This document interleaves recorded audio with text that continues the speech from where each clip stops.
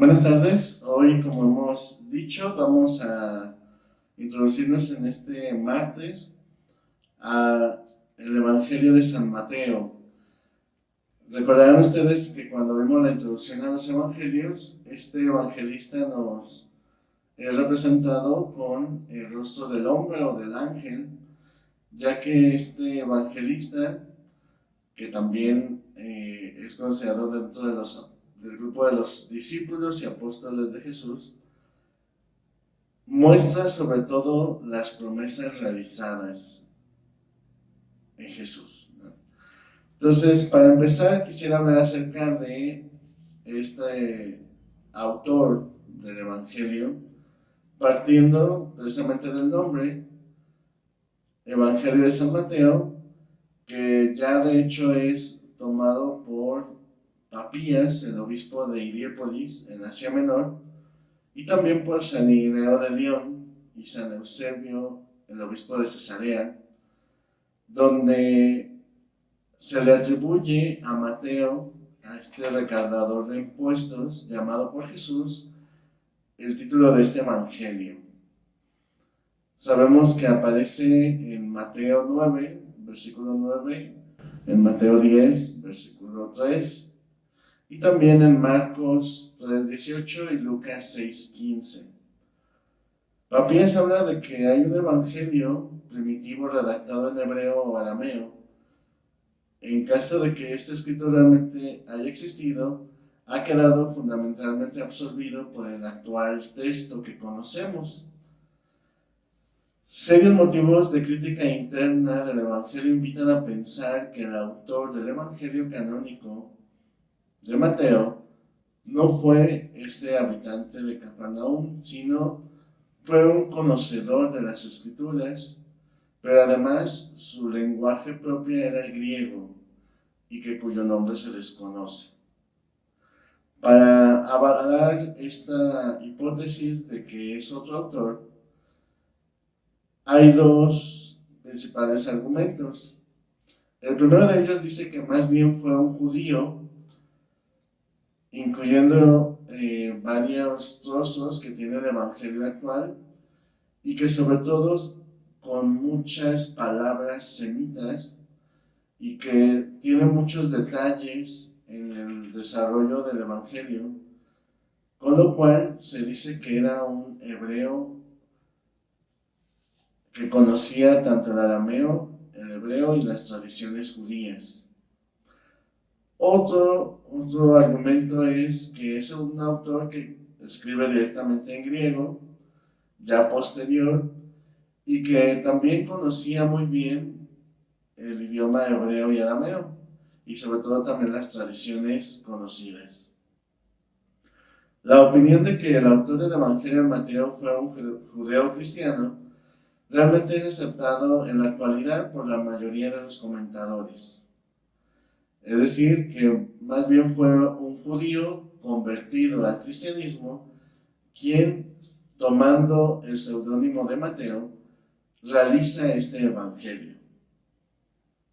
Pero pues todavía está en estudios sobre cuál de estas dos hipótesis se puede aceptar, ya que hay varios argumentos en una y en otra. Para tratar las fuentes acerca del Evangelio de San Mateo, hay una de los elementos que tenemos que retomar, que es la cuestión sinóptica.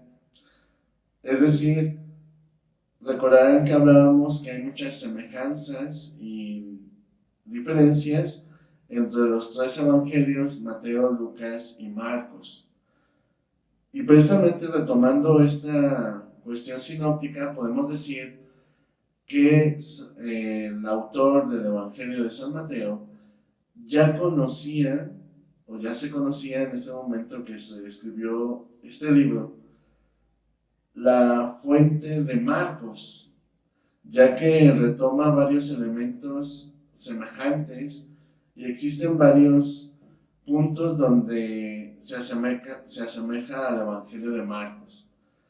Pero también Mateo da un paso más, o este Evangelio de San Mateo da un paso más, ya que también se habla de otra fuente, que es la fuente Q, que también es utilizada por Lucas. Esta fuente Q son palabras del Señor, que fue un material introducido por este autor, sobre todo en la parte de la infancia, que no aparece en Marcos. Ustedes recordarán que Marcos comienza ya con el ministerio propio de Jesús, iniciando con el ministerio de Juan Bautista en adelante. Pero Mateo va más atrás, no solamente comienza con el evangelio hablando acerca del bautismo de Jesús, sino que habla de la infancia de Jesús. Es decir, de todo lo que es el origen judío de la persona de Jesús. De ahí el por qué es importante conocer este evangelio, ya que aporta esta nueva experiencia dentro de lo que ya se había conocido. Mateo, hay una teoría donde se comenta que este autor ya conocía también un pequeño escrito que era el primitivo Evangelio de Mateo, donde se basa solamente en las palabras del Señor, aprovechando también otro elemento que aporta el evangelista Marcos de lo que es el ministerio de Jesús en Judea y en Galilea. Y estos dos elementos, las palabras del Señor, el Evangelio de Marcos, y estos escritos que se le conoce actualmente como el primitivo Evangelio de Mateo, son los que han formado el actual texto que nosotros conocemos en la Biblia, llamado Evangelio de San Mateo. La fecha referente hacia en qué año se escribió, hay varias opiniones que oscilan entre el año 40 y el año 100 de nuestra era. Es decir, la mayoría de los exégetas actualmente se inclinan en hablar que se escribió entre los años 75 y 100, ya que con mayor probabilidad todos aciertan hacia el año 80, tiempo en que se realizó el sínodo de Jamnia y de la promulgación de la oración judía contra los herejes cristianos. Entonces, podemos decir que este libro realmente se escribió hacia el año 80, 85 después de Cristo. De ahí el por qué ya se hablaba de que conocía el Evangelio de Marcos, que fue escrito hacia el año 60, 70 después de Cristo. ¿Dónde se escribió este Evangelio? Hay muchas ciudades propuestas para hablar acerca del origen donde se realizó este texto. Unos hablan en Jerusalén, ya que si ustedes leen el Evangelio aparece bastante esta ciudad. Otros hablan de Cesarea, de Fenicia, Alejandría y de Peña. Sin embargo, casi la mayor parte de los autores actuales se inclinan por Siria, y más particularmente la ciudad de Antioquía, donde existían comunidades cristianas fuertes, tanto de judíos como de gentiles. De esta manera podemos mantener la tesis de que Antioquía es la ciudad más probable donde se haya escrito este texto. Destinatarios del Evangelio de Mateo. Marcos, como hemos escuchado, era dirigido principalmente a gentiles que no pertenecían al pueblo judío y que se convertían al cristianismo. Sin embargo, Mateo ha sido escrito para una iglesia formada mayoritariamente por judíos cristianos, es decir, judíos que pertenecían al pueblo judío y que eran también convertidos al cristianismo, y se fueron integrando también algunos otros gentiles, pero en su mayoría eran del pueblo judío. Se trata pues de una comunidad que conocía las promesas de Dios, que hablaba sobre todo lo que son las tradiciones, de ahí porque Mateo habla bastante de las promesas realizadas y también de todas las tradiciones judías que se realizaban en ese tiempo. Por ejemplo, vemos muchas conexiones que Mateo va realizando, el autor va realizando a lo largo del Evangelio, con las promesas realizadas por Dios en el Antiguo Testamento y también cómo las va conectando las enseñanzas de Jesús con todas las tradiciones rabínicas que existían en ese tiempo. De ahí el por qué también habla de parte o en la boca de Jesús la profecía de la destrucción de Jerusalén. Muchos hablan que precisamente se realizó entre los años 75 y 100, porque como ustedes recordarán, en el año 70 fue cuando se hizo esta destrucción de la ciudad. Por eso es que hablan de que este autor ya conocía o había escuchado sobre esta destrucción. ¿Qué es importante conocer de Mateo? Que como hemos escuchado, es uno de los evangelios que tiene toda una estructura que nos ayuda a conocer más claramente todo ese proceso de conversión del judaísmo o el paso del judaísmo al cristianismo, ya que en muchas de las citas bíblicas que encontramos en este evangelio aparecen ese nuevo avance o digamos esa nueva interpretación de la ley que era el centro principal del pueblo judío en la boca de Jesús con sus enseñanzas y sus acciones. Por otra parte, varios pasajes importantes del Evangelio favorables a los gentiles nos hacen pensar en una comunidad también formada por estos. Ustedes recordarán que a lo largo del Evangelio también Jesús se dirige a los gentiles o paganos, o incluso realiza milagros a personas que no pertenecían al pueblo judío, por lo cual también se habla de que ya es una experiencia donde el cristianismo se fue abriendo paso entre los gentiles. Por eso es muy importante conocer acerca de este evangelio, ya que nos habla de muchos detalles de cómo los judíos fueron intentando y poco a poco comprendiendo que la persona de Jesús era ese Mesías conocido, esperado y deseado por todos, pero que se fue haciendo a través de un proceso paulatino de profundización y sobre todo descubriendo que Dios siempre cumple las promesas. Basándonos en esto podemos decir que los judíos tienen siempre una certeza importante. Dios todo lo que dice y promete lo llega a realizar. De ahí el por qué Mateo, desde que inicia casi su evangelio, podemos decir que utiliza siempre este binomio. Y esta promesa realizada por Dios se realizó en. O también otras palabras semejantes como realizó esto para que se cumpliera la escritura. Eso nos quiere decir que el autor del Evangelio de San Mateo nos quiere llevar a la experiencia de descubrir que en Jesús se cumplen todas las promesas que Dios había realizado en el pasado a sus padres, y que por eso es importante descubrir cómo Jesús se fue introduciendo en el pueblo judío. De ahí el que nos introduzca desde su infancia.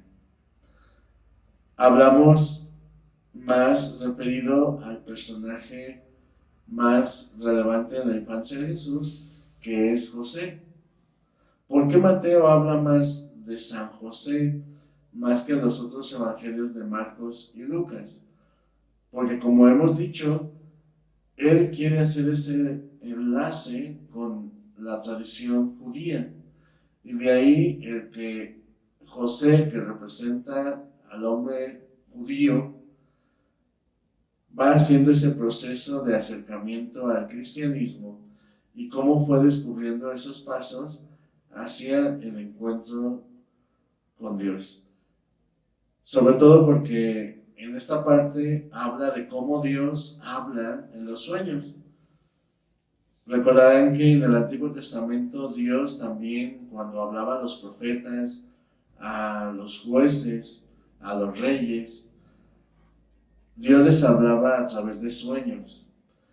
Y por eso también aparece esta forma de hablar de Dios a José a través de los sueños. De eso lo vemos en la primera parte, sobre todo en el capítulo 2 del Evangelio de San Mateo. ¿Qué relación tiene el Evangelio de Mateo con el judaísmo del siglo I? Los últimos 30 años de investigación sobre el Evangelio de San Mateo se han ocupado particularmente en estudiar las relaciones entre la comunidad de Mateo y el judaísmo de su tiempo.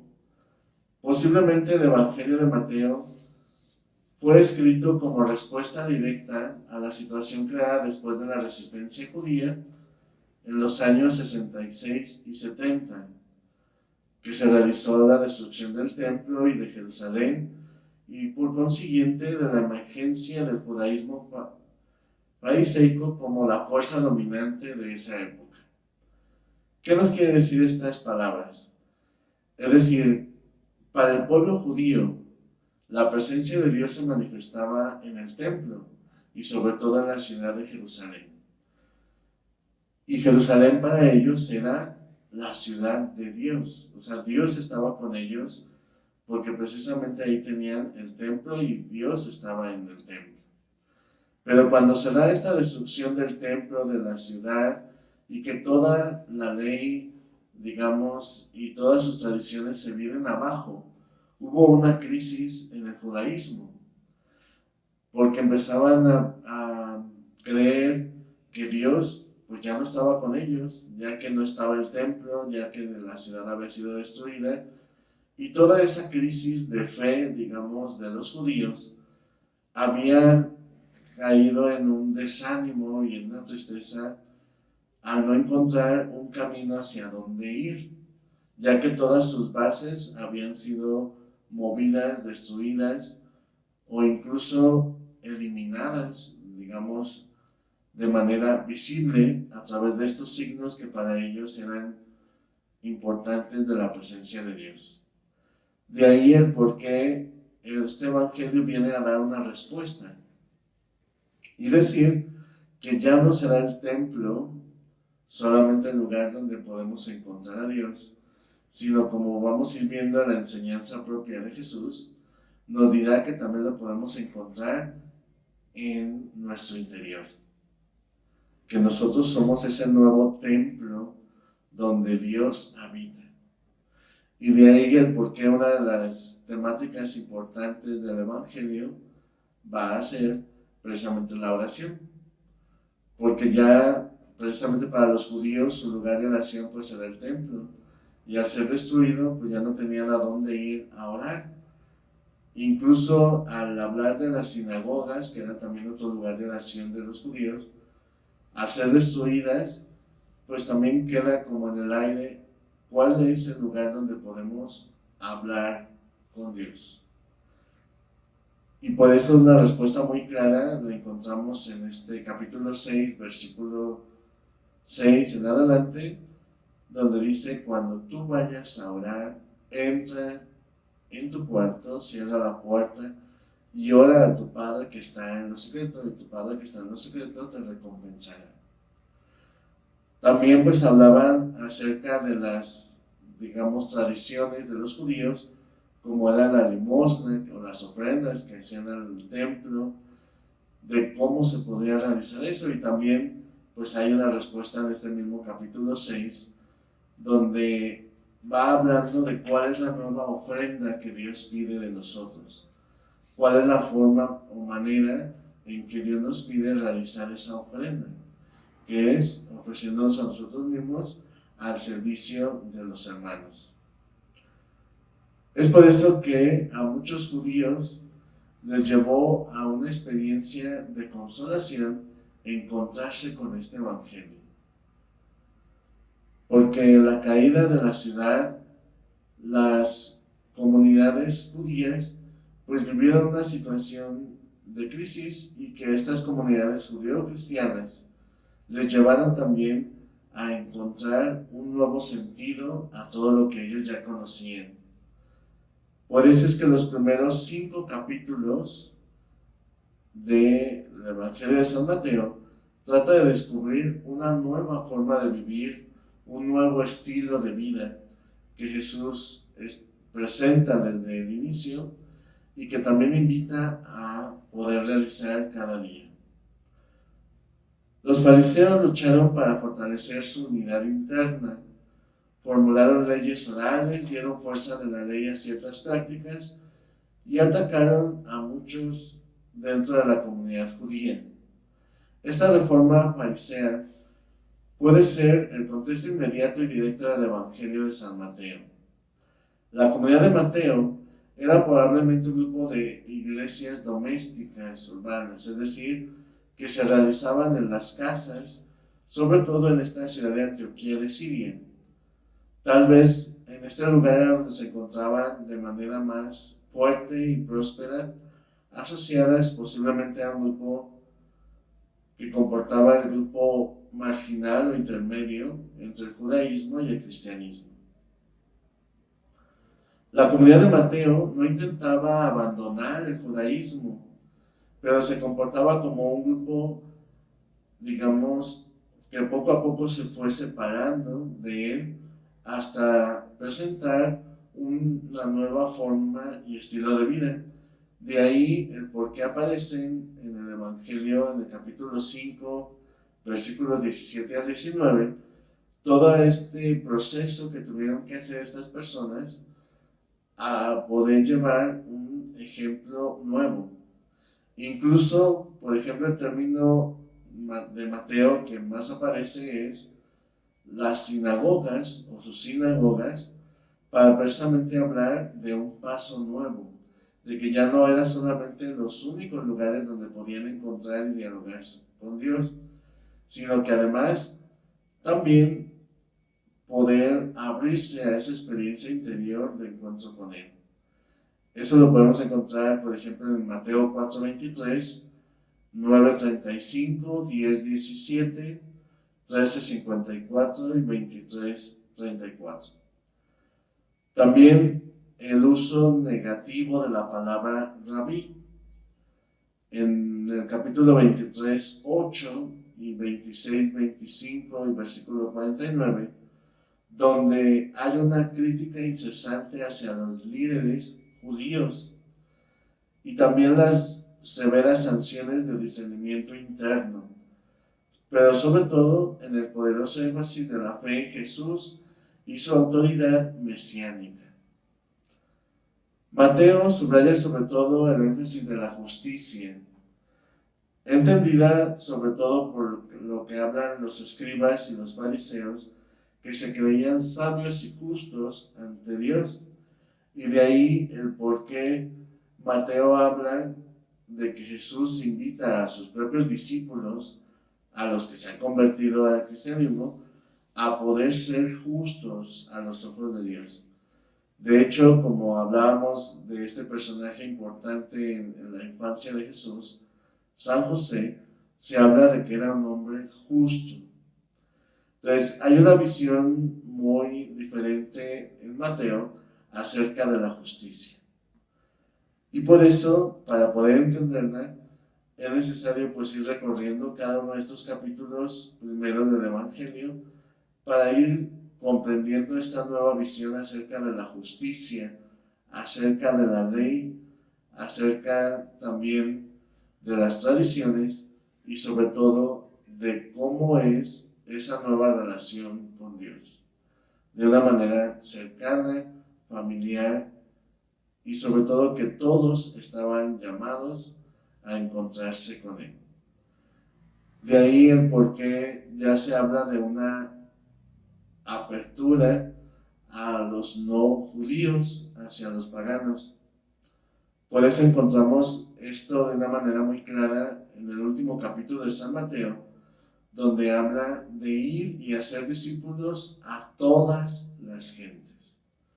Es decir, ya no solamente la promesa está centrada hacia el pueblo judío de parte de Dios, sino que esa promesa se abre para todos los hombres de todos los lugares del mundo. Finalmente, poder hablar de cómo se estructura el Evangelio, podemos hacerlo de una manera muy sencilla. Los primeros 2 capítulos nos hablan acerca del origen y nacimiento de Jesús, basándose sobre todo en el papel desarrollado por San José. Los capítulos del 3 al 7 ya nos habla de esa nueva interpretación de la ley al anunciar el reino de Dios y ese nuevo estilo de vida que Jesús presenta a través de él. Del 8 al capítulo 10 nos habla de la predicación del reino de los cielos, y para eso utiliza las famosas parábolas o ejemplos, historias que nos ayudan a entender cómo es este reino de los cielos. Su ministerio realizado en el reino de los cielos a través de los milagros, en los capítulos 11, 13, acompañados también de parábolas. La quinta parte del Evangelio nos habla ya de las primeras comunidades, de ahí el que las parábolas hablan de las que son las imágenes de la iglesia, como son rebaño, la comunidad, el grupo, y todas estas palabras reducidas en el famoso discurso eclesiástico del capítulo 18. Y también en la parte 6 de este Evangelio nos habla acerca de la próxima venida de Jesús. Y finalmente, en los últimos capítulos del 26 al 28, la pasión, resurrección de Jesús y el envío de sus discípulos. Quisiera invitarles precisamente a acercarnos a este Evangelio, descubriendo esta nueva enseñanza que nos transmite el evangelista, sobre todo para descubrir cómo podemos ver la acción de Dios en nuestra vida a través de la oración y su acción en nuestro corazón. Que María nos acompañe en todo momento. Dios les bendiga.